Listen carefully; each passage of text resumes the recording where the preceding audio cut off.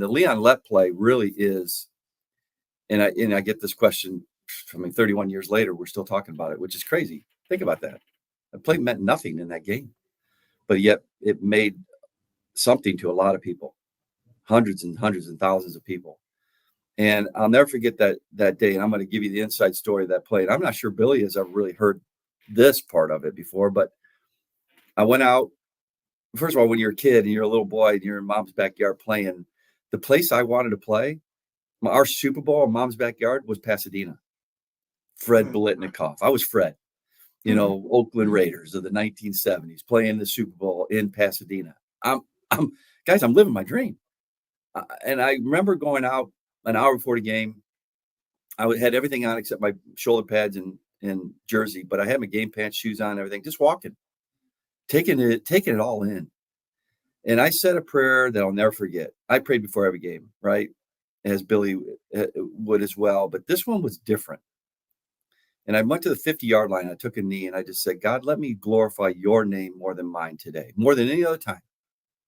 Lord, let this stage be today the greatest in sports to glorify your name.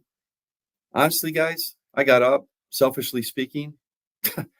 There was no doubt in my mind I was going to score the touchdown. A one-handed J.J. Jefferson stab in the back of the end zone to win the Super Bowl for the Buffalo Bills. I'd have been a folk hero, man.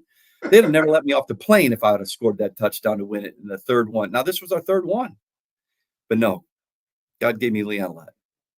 God gave me a Leon Lett play, running down a guy in a blowout 52-17 with 4 minutes left in the game. That was a meaningless play in the game, but yet it wasn't meaningless.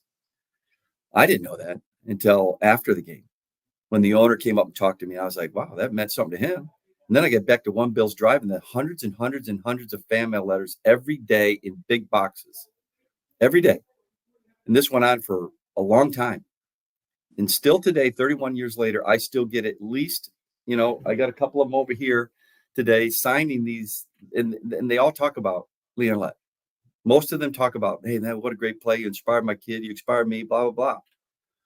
But this is what I want people to resonate is how many people in the stages that I stand or in the football team that I stand in front of and talk to or on this podcast, how many people can relate to scoring a one-hand stab touchdown in the back of the end zone in the Super Bowl?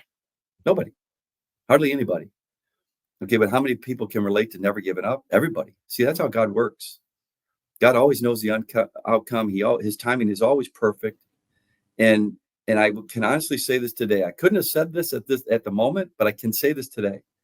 Would I go back and rather be the guy that made the one-hand stab that can't relate to anybody in those audiences, or would I rather be the guy that ran down Leon Lett? No question. I'll take the Leon Lett play. And I know the Buffalo Bill fans are going, what? But it's the truth. And here's why, because the big picture is eternity, guys. The small picture is here and now. We might be here for 80 years, maybe.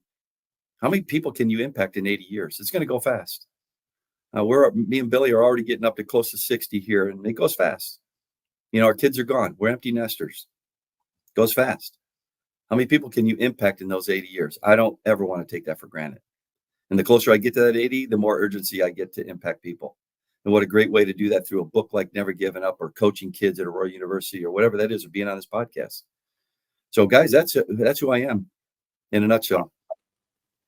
So that's incredible. Thank you for sharing the behind the scenes piece of that story, because obviously it has to come up in a conversation with Don Beebe.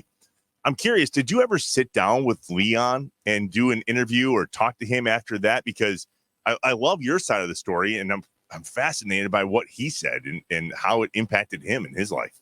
Yeah, great question, Trevor. So twice. So 2 months after the Super Bowl, Sports Illustrated contacted me and asked me if I would be willing to do a piece on it. It'd become such a big thing in America.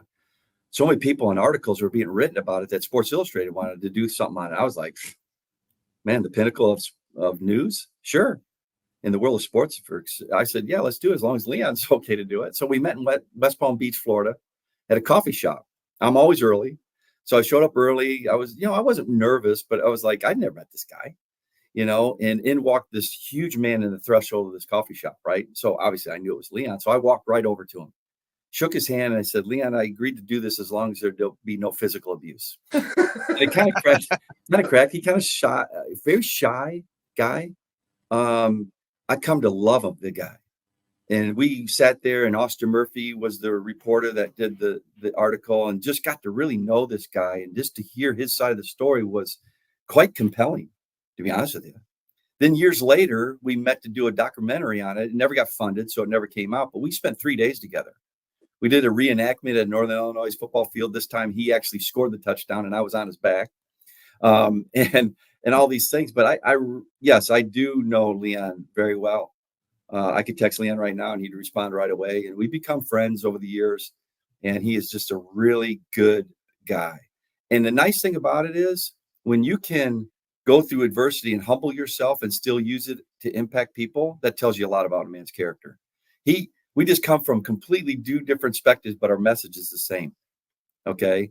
But he comes from a perspective of, I made the mistake, and he owned up to it. The funny thing is he would tell you, he says, I was just trying to be like Michael Irvin. Yeah, that was his first fall. Right.